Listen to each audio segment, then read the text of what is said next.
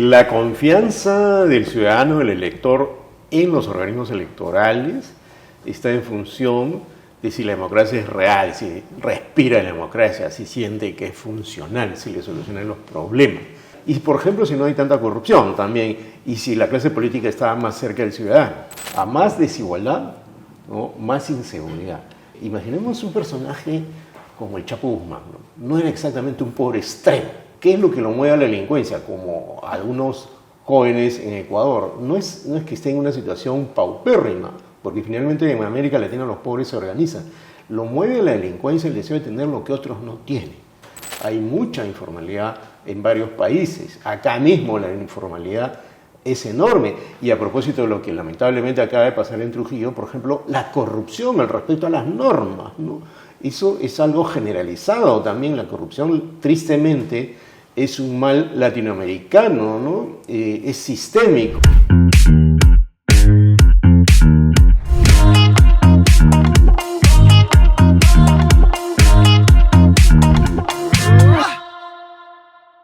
La democracia y la participación ciudadana está sufriendo grandes cambios en la región y en el mundo, eso es indudable. Para entender un poco este fenómeno, nos encontramos con Ramiro Escobar, docente universitario de la Universidad Católica, es internacionalista, periodista, quien nos acompaña en esta edición. Bienvenido a Habla OMPE. ¿Cómo te va, Willy? Gracias por la invitación.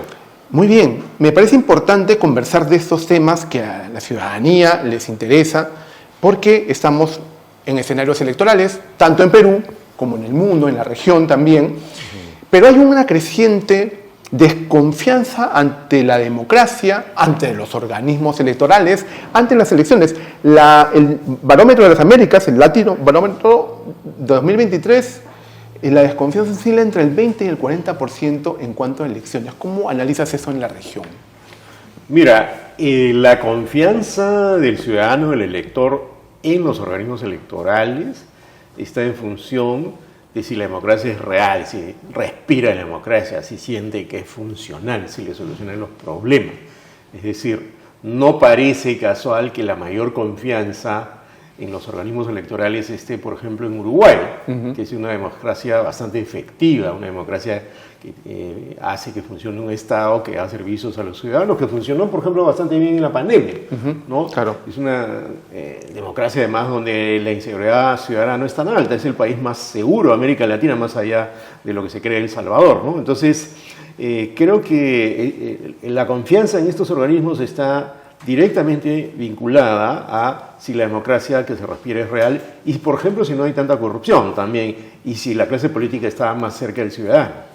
Es la percepción que tiene la ciudadanía con respecto a sus organizaciones e instituciones también. Así es. Por cierto, en la región, ¿cómo ves tú las preferencias que tienen los ciudadanos a ciertas agendas, a ciertas políticas públicas? ¿Por dónde está variando? ¿Hacia dónde van? ¿Cómo lo analizas? Bueno, yo veo que hay un tema que es muy fuerte en este momento en toda la región, en casi toda, que es la seguridad ciudadana. El problema de inseguridad es común a varios países porque han crecido las redes de crimen organizado.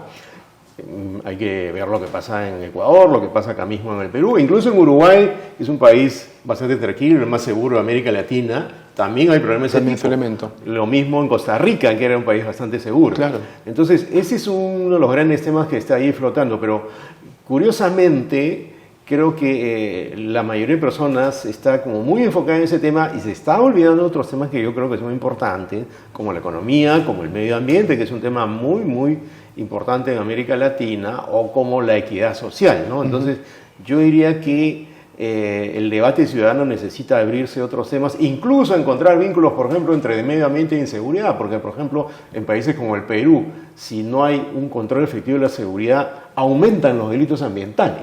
Ciertamente. ¿Y de qué forma estas preocupaciones, algunas que se dejan de lado, otras que están en tendencia, digamos, se traducen en lo que pide el ciudadano al momento de votar en su candidato? Bueno, acabamos de ver una muestra en Ecuador, por ejemplo. Había elecciones y a pesar de que el presidente Noboa no ha pasado o no ha ganado aplastantemente, y más bien ha pasado a segunda vuelta junto con Luisa González, la candidata del correísmo, digamos, la agenda de seguridad ciudadana ha sido fuerte en la campaña por todo lo que pasa en Ecuador. Hay otros países, por ejemplo Argentina, donde ahora gobierna Javier Milei, ¿no? Y donde, a pesar de los problemas que he tenido por este escándalo de las criptomonedas, hay una cantidad importante de gente que cree que ese es el tipo de gobierno que se necesita. Hay otros países, por ejemplo Brasil, donde hay una pugna entre un candidato como el presidente Milei, que Bolsonaro, que ahora está en problemas, y el presidente Lula, que es un presidente más bien de cambio social. Entonces, hay como distintas preferencias y distintas pugnas por tratar de solucionar los problemas del ciudadano. Hay un analista político chileno, Fernando Aravena, que sostiene algo que es muy interesante, ¿no? La gente se suele preguntar si el electorado latinoamericano es de izquierda, de derecha.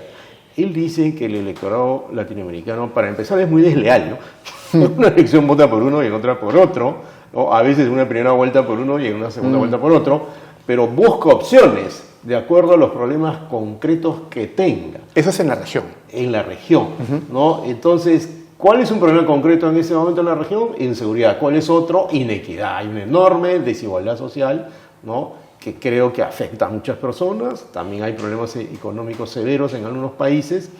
Y nuevamente insistiría en el tema ambiental, ¿no? Hay gente que está sufriendo los estragos de la degradación ambiental en algunas regiones de algunos países y, por ejemplo, en esas regiones se vota más por un candidato que tenga eso en la agenda, ¿no? Exacto, sí. Hablando de la región, tenemos un panorama electoral, se vienen elecciones en Bolivia, en Brasil, se vienen elecciones generales aquí en el Perú. ¿Qué nos debe preocupar de cara a las elecciones? ¿Cuál es el motivo de mayor preocupación que tú ves? Bueno, se vienen elecciones en Chile también, ¿no? Sí, en Chile. Sí, perdón. Yo creo que hay algunos temas que son fundamentales, ¿no? Para mí, uno de los temas que cruza la región y creo que debe encararse de manera clara en un debate electoral y en un proceso electoral es la desigualdad. La desigualdad causa muchos problemas, está muy asociada a la inseguridad, por ejemplo. Hay estudios sobre eso en Chile y Costa Rica, ¿no? A más desigualdad, ¿no? Más inseguridad. Hay gente, imaginemos un personaje como el Chapo Guzmán, ¿no? No era exactamente un pobre extremo, ¿no? Pero ¿qué es lo que lo mueve a la delincuencia? Como algunos jóvenes en Ecuador, no es que estén en una situación paupérrima, porque finalmente en América Latina los pobres se organizan. Lo mueve a la delincuencia el deseo de tener lo que otros no tienen. Entonces, eso creo que es un gran problema. El otro gran problema, y en el que voy a insistir, es el tema de la degradación ambiental, que no se pone en agenda, pero es un tema que causa muchos problemas y a veces está fuera del foco electoral, pero yo creo que se debería poner. El otro es el económico, pero el económico en términos, por ejemplo, de formalizar más la economía.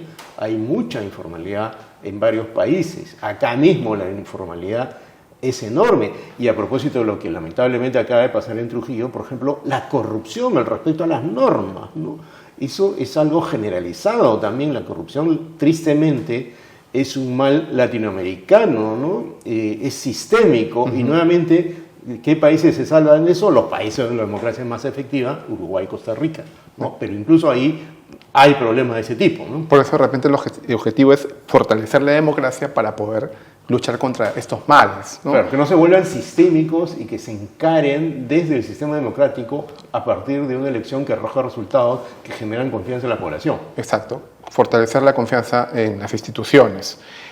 Las redes sociales han revolucionado la forma como los ciudadanos no solamente se informan, sino participan en la política. Lamentablemente es una puerta abierta también a la desinformación, a las fake news, con las que estamos en contra totalmente y luchando además con varias iniciativas desde acá, desde la OMPE. ¿Cuál es el impacto de las redes sociales en la democracia? Analizas tú.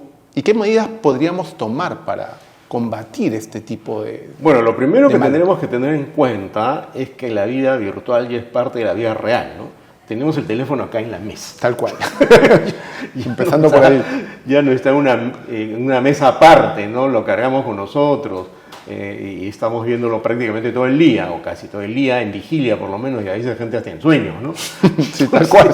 Entonces, creo que nuestra vida digital ha crecido, se ha instalado y ya no va a retroceder.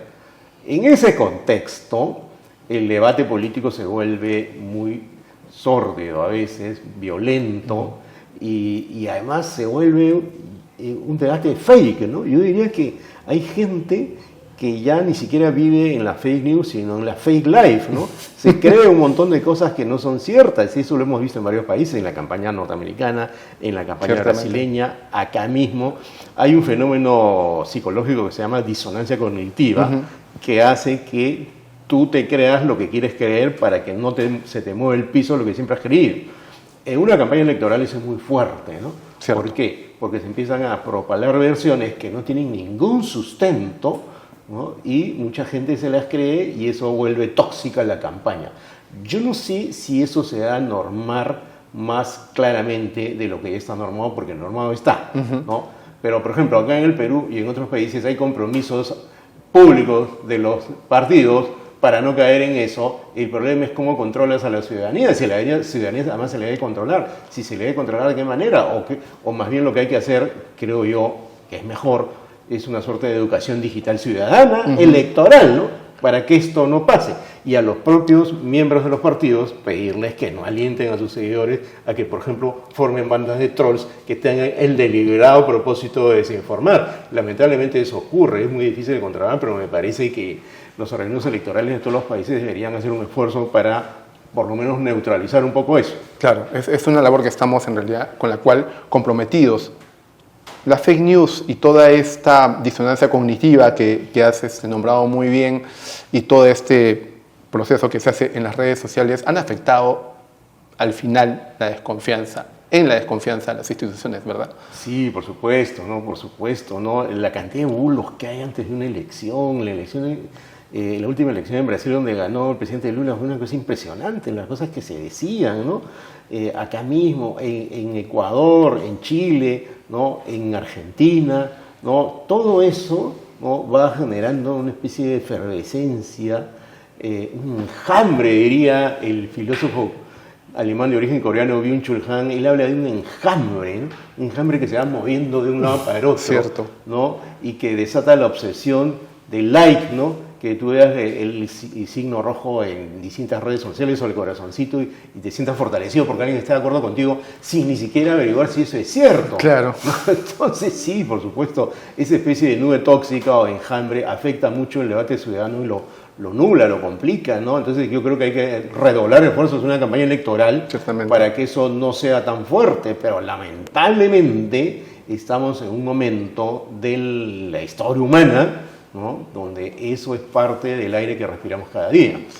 Y hablando ya de propuestas, en tu experiencia como internacionalista y analizando todos estos ámbitos, ¿qué lecciones o buenas prácticas de otras regiones, de otros países podemos aplicar justamente para fortalecer la democracia y la participación ciudadana? Mira, yo he estado en varios países y en algún caso he cubierto elecciones, ¿no? Recuerdo, por ejemplo, haber cubierto como periodista una elección en Chile entre el candidato Frei y el candidato Piñera, que finalmente ganó Piñera. Había problemas de ese tipo, ojo, pero había un cierto nivel de respeto, ¿no? Al punto que la violencia electoral en Chile previa a las elecciones era muy baja, porque los estándares democráticos de respeto a la democracia son más altos que acá. Por ejemplo, en Chile nunca has visto, ¿no?, que gane un candidato y el segundo no lo salude. Exacto. Eso nunca se ha visto. Eso es inconcebible por allá. No, eso es inconcebible, pues no, eso no se piensa ni siquiera, ¿no? Entonces, eso es algo que creo que hay que tratar de imitar dentro de nuestra propia situación. Ahora, lamento decepcionar un poco a quienes nos ven y nos escuchan porque problemas hay en todos lados, ¿no? Yo recomiendo que vean una serie de Netflix que se llama Borgen, que es sobre la democracia en Dinamarca, que es el país modélico ejemplar, y ahí mismo hay problemas, y hay, digamos, hasta puñaladas por la espalda, mucho menos graves que las de acá, pero las hay. O sea, la política tristemente es así, pero creo que se puede aminorar, ¿no?, ese riesgo poniendo normas que todos respeten y generando grandes campañas de educación ciudadana que por lo menos oxigenen el debate, ¿no? Y en eso estamos aquí también en OMPE comprometidos, en fortalecerla, en construirla, en educarla. Ramiro, te agradezco el espacio de verdad de la conversación y a ustedes también por estar aquí en Habla OMPE. Sigan compartiendo, sigan comentando y sigan siempre en sintonía de este video podcast. Nos vemos la próxima. Chao.